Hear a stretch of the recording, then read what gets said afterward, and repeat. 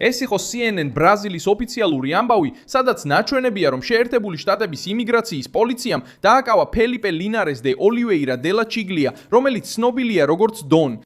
ამერიკული ხელისუფლების მიერ მიჩნეულია როგორც ყოფილი ბოსი, რომელიც დაკავშირებულია PCC-სა და კომანდო ვერმელიოსთან და დაკავება არ მომხდარა ჩვეულებრივი ოპერაციის დროს. ეს მოხდა მურსვილში, ჩრდილოეთ კაროლინაში. საგზაო შემოწმების შემდეგ გაქცევის მცდელობის დევნის, საგზაო ავარიისა და დაკავების შედეგად. რაც ახლა ბრაზილიურ დაჯგუფებებთან დაკავშირებულ სახელს ამერიკული პოლიციის სისტემაში ამკვიდრებს. ეს არის დაკავება ბრაზილიის გარეთ მოქმედ ბრაზილიურ ორგანიზებულ დანაშაულზე ზეწოლის ახალი ეტაპის ფარგლებში. ამერიკული ხელისუფლების თქმით, დონი იძებნებოდა ბრაზილიაში კრიმინალურ დაჯგუფებაში მონაწილეობისა და გამოდალვისთვის ის ამერიკის შეერთებულ შტატებში არალეგალურად იმყოფებოდა და ცდილობდა მექსიკის მიმართულებით გაქცევას. მანქანაში აგენტებმა აღმოაჩინეს მობილური ტელეფონები, ლეპტოპები, ნაღდი ფული და 9 მმიანი პისტოლეტი. მისმა მეუღლემაც დაადასტურა ხელისუფლებასთან, რომ მას საკუთარი ნების წინააღმდეგ ამყოფებდნენ. სწორედ აქ ჩნდება კითხვა. რას აკეთებდა ეს ბრაზილიელი შეერთებულ შტატებში? რატომ მოხდა დაპატიმრება სწორედ ახალ ეტაპზე PCC-სა და კომანდო ვერმელიოს წინააღმდეგ ბრძოლაში? და როგორ შეიძლება ამოღებულმა მონაცემებმა სახიფათო კარი გაუღოს დაჯგუფებების სტრუქტურას? ახლავე ყველაფერს გეტყვი. თუ ასეთი პირდაპირი და უშუალო კონტენტი მოგწონს, გამოიწერე არხი, რადგან აქ ყოველდღე ასეთ ვიდეოებს ვაქვეყნებთ. დაკავება გამოაცხადა ICE-მა, ამერიკის შეერთებული შტატების იმიგრაციისა და საბაჟო კონტროლის სამსახურმა ორშაბათს 15 ივნისს. ფელიპე ლინარეს დე ოლივეირა დე ლა კილა დააკავეს 5 ივნისს მურსვილში, ჩრდილოეთ კაროლინაში. თარიღი ყურადღებას იქცევს, რადგან სწორედ იმ დღეს შევიდა ძალაში PCC-სა და კომანდო ვერმელიოს უცხოურ ტერორისტულ ორგანიზაციებად გამოცხადება ამერიკის შეერთებული შტატების მიერ. ამამდე გადაწყვეტილება უკვე გამოცხადებული იყო სახელმწიფო დეპარტამენტის მიერ. მარკო რუბიომ განაცხადა, რომ ეს ორი დაჯგუფება ბრაზილიის ყველაზე ძალადობრივ კრიმინალურ ორგანიზაციებს შორისაა და მათი უკანონო ქსელები ბრაზილიის საზღვრებს სდება. საქმე დაიწყო საგზაო შემოწმებით. ამერიკელი ხელისუფლების მიერ გავრცელებული ინფორმაციით, დონმა მანქანით გაქცევას სცადა, როდესაც აგენტებმა გააჩერეს იგი. გაქცევა გადაიქცა დევნად და დასრულდა მაშინ, როცა მან შეეჯახა გზაზე გაჩერებულ მანქანებს. შეჯახების შემდეგ მან კიდევ სცადა ფეხით გაქცევა, მაგრამ მალევე დააკავეს. ამ მომენტიდან ოპერაცია აღარ იყო მხოლოდ საგზაო ინციდენტი და სრულიად სხვა სიმძიმე შეიძინა. აგენტებმა დაადგინეს, რომ ბრაზილიელს ჰქონდა კავშირი ბრაზილიურ დაჯგუფებებთან, იმყოფებოდა ლეგალურ მიგრაციულ მდგომარეობაში და მასზე გამოცემული იყო საერთაშორისო ორდერი ბრაზილიაში ჩადენილ დანაშაულებთან დაკავშირებით. მანქანაში აღმოჩენილი მასალა ამ ისტორიის ერთ-ერთი ყველაზე მნიშვნელოვანი ნაწილია. აგენტებმა ამოიღეს რამდენიმე მობილური ტელეფონი, ლეპტოპები, ნაღდი ფული და 9 მმიანი პისტოლეტი. ფაქტობრივად ეს მოწყობილობები გამოძიებისთვის ინფორმაციის ნამდვილი საბადო შეიძლება გახდეს. კონტაქტები, შეტყობინებები, მარშრუტები, სახელები, საუბრები, გადაადგილების ჩანაწერები და შესაძლო ფინანსური კავშირები შეიძლება დაეხმაროს ამერიკულ და ბრაზილიურ ხელისუფლებას გაიგონ, ვინ ვის ესაუბრებოდა, ვისთან, საიდან მოდიოდა მხარდაჭერა და სად აპირებდა წასვლას ეს ეჭვმიტანილი. აი რატომ აწუხებს ეს დაპატიმრება ასე ძალიან ორგანიზებულ დანაშაულს? როცა ვიღაცას აკავებენ მობილურით, კომპიუტერით და გადაადგილების ისტორიით, საქმე მხოლოდ ერთ ადამიანზე არ ჩერდება, შეიძლება ქსელის ნაწილიც ჩავარდეს. კიდევ ერთი სერიოზული საკითხი ეხება დე ლა კილას ცოლს. ამერიკული ხელისუფლების განცხადებით, სადაზვერვო ინფორმაცია მიუთითებდა, რომ ის ცოლს მისი ნების საწინააღმდეგო დაკავებდა, სანამ მექსიკაში გაქცევას ამზადებდა. დაკავების შემდეგ მან ჩვენებაში დაადასტურა ეს მდგომარეობა. ეხლა საქმე შეიძლება გაგრძელდეს დამატებითი ბრალდებებითაც შეერთებულ შტატებში, მათ შორის გატაცებისა და უცხოელის მიერ ცეცხლსასროლი იარაღის უკანონო ფლობისთვის. გარდა ამისა, ICE-მ ბრაზილიელის წინააღმდეგ დააფიქსირა საიმიგრაციო დაკავების ორდერი, სანამ ის პასუხობს შტატის ბრალდებას დაკავების თავიდან აცილების მიზნით გაქცევაზე. ასეთი შემთხვევისთვის, რომელიც ეხება ბრაზილიელს, რომელსაც აშეტეშოში ახლა ტერორისტულ ორგანიზაციად მიჩნეული დაჯგუფებების ყოფილ მეთაურად მიიჩნევენ, ასეთი სახის კოორდინაცია ძალიან მნიშვნელოვანია. ტერორისტული კლასიფიკაციის შემოღება ცვლის გარემოს, PCC-სა და კომანდო ვერმელიოს გარშემო. ადრე ბევრი ადამიანი ამ დაჯგუფებებს მხოლოდ როგორც ჩვეულებრივ ორგანიზებულ დანაშაულს განიხილავდა.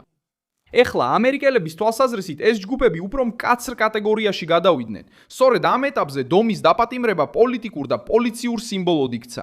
მიუხედავად იმისა, რომ ბრაზილიის მთავრობა ცდილობდა ამ კლასიფიკაციის თავიდან აცილებას და სუვერენიტეტის რისკზე მიუთითებდა, პრაქტიკული პასუხი მეორე მხრიდან მოვიდა. ბრაზილიაში რეაქცია გაყოფას აჩვენებს.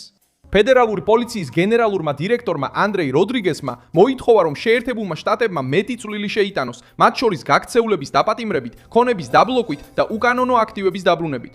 ეხლა სწორედ ამერიკის ტერიტორიაზე მნიშვნელოვანი დაპატიმრება მოხდა. მოქმედების მოთხოვნა კონკრეტულ ფაქტს დაემთხვა. ეს შეიძლება ყველაფერს არ აგვარებდეს, მაგრამ აჩვენებს, რომ ამერიკული სისტემა უკვე დაძრულია. máquina americana já começou a se mexer. და მათთვის, ვინც ამბობდა, რომ ეს ყველაფერი მხოლოდ სიტყვებში დარჩებოდა, ჩრდილოეთ კაროლინაში დაპატიმრებამ საკითხი სხვა დონეზე აიყვანა.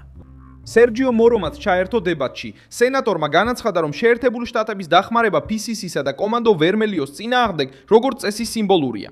საკითხი ისაა, რომ დომის დაპატიმრება ამ შეფასებაზე ზეწოლას ზრდის. თუ ამოღებული მოწყობილობები მნიშვნელოვან მონაცემებს მოიტანს, დახმარება მხოლოდ სიმბოლური აღარ იქნება და რეალურ საგამოძიებო ეფექტს მიიღებს. ოდილონ დე ოლივეირა, ფედერალური მოსამართლე პენსიაზე, რომელიც ცნობილია ორგანიზებულ დანაშაულთან ბრძოლით საზღვარზე, მხარს უჭერს დაჯგუფებების ტერორისტულ ჯგუფებად კლასიფიკაციას. ის აცხადებს, რომ PCC და კომანდო ვერმელიო მხოლოდ ჩვეულებრივ დანაშაულებს არ სჩადიან, რადგან ისინი აკონტროლებენ ტერიტორიებს, ეწინააღმდეგებიან სახელმწიფოს და საკუთარ წესებს აწესებენ. ოდილონის განცხადება ამყარებს თეზას, რომ ამერიკული დაზვერვა შეიძლება გადამწყვეტი იყოს. შეერთებულ შტატებს აქვს შესაძლებლობა აკონტროლოს ფულის მოძრაობა, კომუნიკაცია, გადაადგილება და საერთაშორისო კავშირები იმ მასშტაბით, რასაც ბრაზილია ხშირად მარტო ვერ უზრუნველყოფს. ფლავიო ბოლსონარომ ასევე დაიცვა დებატის გაფართოება, რათა მილიციებიც ტერორისტებად კლასიფიცირდნენ.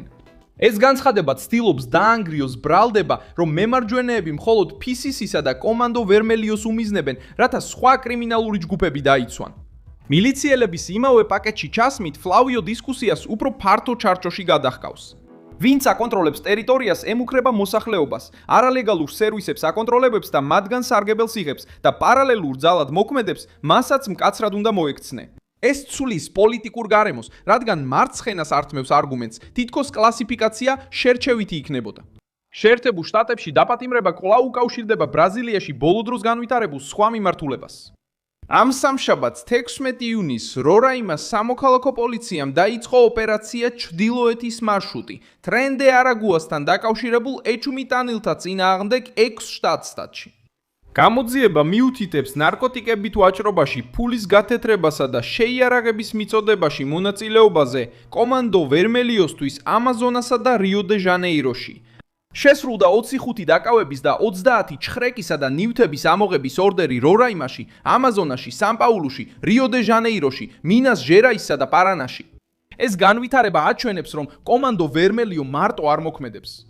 ოპერაცია ტრენ-დე არაგუას წინააღმდეგ მიუთითებს იარაღის მომარაგების კავშირზე, მათ შორის ომის იარაღებზე, რომლებიც გამოძიებაშია ნახსენები, როგორიცაა ავტომატური თოფები, წევტილი 5.0 კალიბრის ტყვიამფრქვევები და ყუმბარმტყორცნები. პოლიცია აცხადებს, რომ ჯგუფს სტრატეგიული როლი ჰქონდა იარაღის მიწოდებაში ბრაზილიის სხვადასხვა რეგიონში მოქმედი კრიმინალური ორგანიზაციებისთვის. ეს კიდევ ერთი ფიგურაა იმავე დაფაზე, ბრაზილიური დაჯგუფებები, უცხოური ქსელები, იარაღის რაღის მიმოქცევა, გათეთრებული ფული და ორგანიზებული დანაშაული, რომელიც ტრანსნაციონალურ სტრუქტურად მუშაობს. PCC-სა და წითელ კომანდოს ყველაზე მეტად მხოლოდ სახელგანთქმული პირის დაჭერა არ აშინებთ, არამედ ის შესაძლებლობა, რომ ეს დაჭერა გზას გაუხსნის უფრო მძლავრ თანამშრომლობას, კონტაქტების თვალთვალს და ახალ ზომებს ბრაზილიის გარეთ მოქმედი ქსელების წინააღმდეგ.